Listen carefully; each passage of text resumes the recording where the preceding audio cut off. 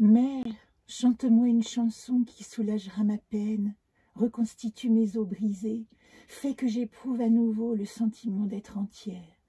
Occupe-toi de mes enfants dès leur naissance, chante pour ma mort, apprends-moi à faire le deuil, montre-moi la médecine des herbes qui guérissent, la valeur de l'esprit, la façon dont je peux servir.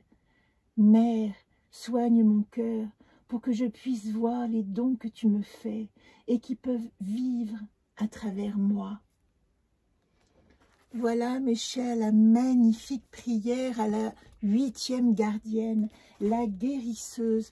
Nous sommes ici dans ce cycle qui va nous demander ce cycle bleu du mois d'août, mais nous entrons exactement dans le cycle au moment de ce jour de nouvelle lune, le 16 août, et il va nous être demandé dans ce cycle de nouvelle lune d'activer l'espérance pour la guérison. Et cette guérison, elle passe par ces deux cartes dans le jeu, vous voyez, Femen, la carte de l'espérance, la 8e gardienne, guérisseuse, femme médecine, gardienne du royaume végétal et des arts thérapeutiques, qui guide l'esprit de tous les êtres vivants. Vous pouvez faire une pause sur la carte pour voir aussi éventuellement la prière à cette partie du cycle lunaire de la gardienne, parce que cette partie de nouvelle lune, c'est moi, Femen, l'espérance, le féminin réactivé, toute la vivance en moi. Est-ce que ce mot existe? En tout cas, il est bien parlant. Et dans le monde, Vagan va nous demander, avec cette guérisseuse, le repos, de réparer nos os brisés, de nous donner un refuge en nous-mêmes et dans le monde qui nous laisse le temps de panser nos plaies. Avec Vagan, dit le monde, tu te poses, tu te déposes dans une matière fertile. Voilà la promesse de ce tirage du jeu Solune que vous connaissez bien maintenant, hein, qui est associé aux gardiennes, au cycle des gardiennes.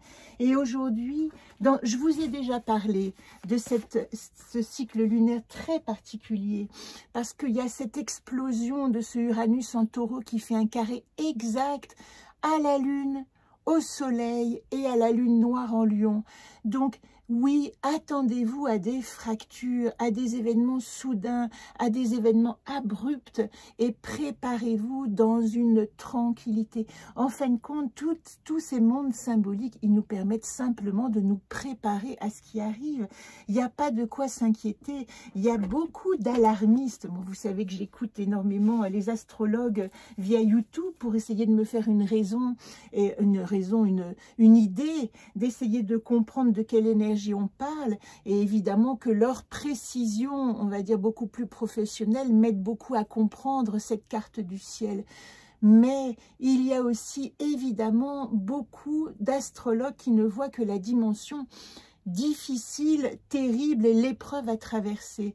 Mais dans cette épreuve du feu que nous propose cette gardienne, hein, nous sommes le 16 août, nous avons hier vécu la symbolique de l'Assomption de Marie et nous sommes maintenant seuls dans le monde et dans la matière à essayer de comprendre comment nous allons pouvoir entrer en relation, en résonance avec nous-mêmes, avec notre vérité, avec notre sincérité. D'ailleurs, la semaine prochaine, je vous parlerai de Régone, c'est la carte qui arrive après Quest et qui nous parle d'exprimer notre vérité. Et voilà, si pendant ces 15 jours, vous pouvez comprendre que vous pourrez aller vers l'apaisement si vous êtes sincère. Tout ce qui va être mensonger et faux, et tout, surtout particulièrement les événements qui sont arrivés mi-juin, ça c'est lié à la lune précédente, et qui vous ont déjà donné un indice qu'il y avait des choses qui n'étaient pas claires, risque la destruction. Préparez-vous à la destruction du faux semblant, du mensonge et des illusions et des croyances.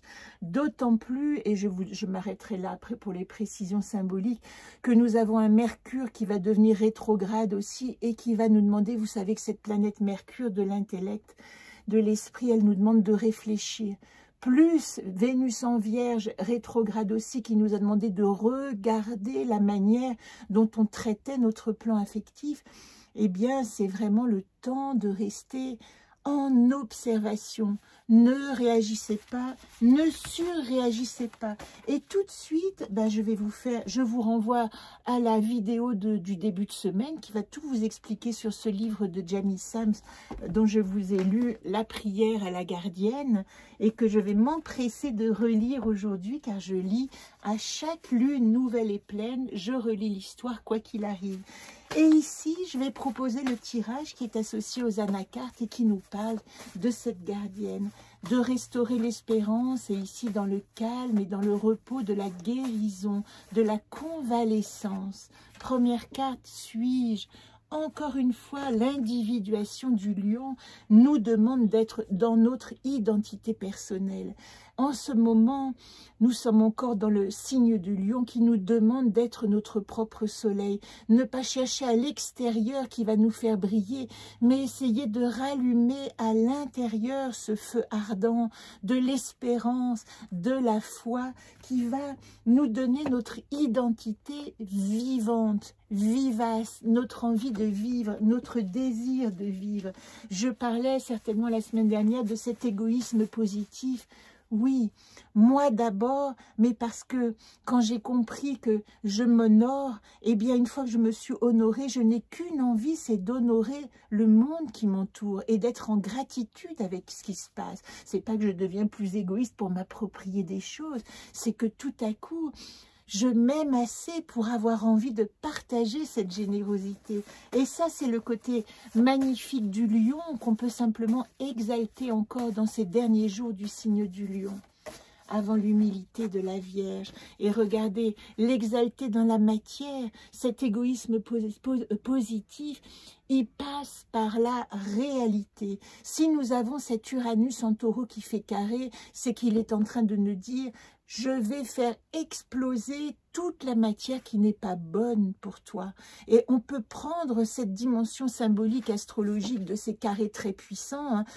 Uranus est une planète transpersonnelle, elle met du temps à traverser, donc on est bouleversé longtemps. Soyez bouleversés, retournez votre champ, enlevez les mauvaises herbes, enlevez ce qui vous empêche de respirer. Et ça, Udurse, c'est la matière. Elle va arriver avec la gardienne de la créativité et elle est déjà en train de dire, si tu veux te guérir, si tu veux guérir dans ta chair, vous voyez comme elle est étrange, hein, ce dessin de Vagan, qui tout à coup, j'ai pris la dimension de mon véhicule, et puis je suis devenue mon propre véhicule, avec ses annales akashiques à l'intérieur, et puis ses lunettes pour mieux voir. Mais quand elle est associée à Udurse, elle dit, j'ai intérêt à m'occuper de ma matière physique. Si j'ai envie que l'espérance se renouvelle, c'est pas juste de l'ordre des idées, ou de l'ordre de l'utopie, ou de l'ordre des rêves et du fantasme. Non, on a un corps qui nous transporte, ce véhicule fidèle, et c'est à lui que nous pouvons rendre hommage parce que c'est lui qui va nous montrer ce qui ne nous convient plus, va nous déranger. Profitez-en pour déblayer. Quelle serait la problématique alors avec Fémène? Tiens, voilà Marie-Antoinette. C'est l'illusion, le délire, le fantasme. J'étais en train de vous dire, avec Udurse, rester dans la matière. Ben ici, en effet, c'est pas le moment de partir dans des champs oniriques ou d'être tout à coup, de vous réfugier dans des fantasmes ou dans des utopies. C'est pas du tout le propos. La Vierge arrive, préparez-lui un magnifique lit, un magnifique champ, un magnifique terreau d'évolution avec notre conscience, notre lucidité, c'est le mot-clé. Être lucide, ne pas céder à se réfugier dans des champs imaginaires, c'est pas du tout le moment de ça. Peut-être que le temps viendra après, avec la 9e gardienne, de rêver pour nous et pour nos enfants de demain. Mais là, non. Là, il est question d'être réaliste et de nous occuper de notre matière. C'est une... Après tout, la récolte est en train de se faire. Nous sommes au mois d'août, hein, la moisson se fait.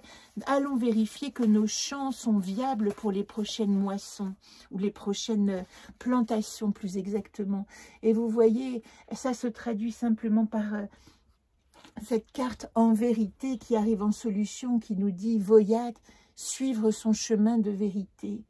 Plus que jamais, activez la lucidité, la conscience, la tranquillité, le calme. Ne pas céder aux excès, aux coups de nerfs et aux brutalités.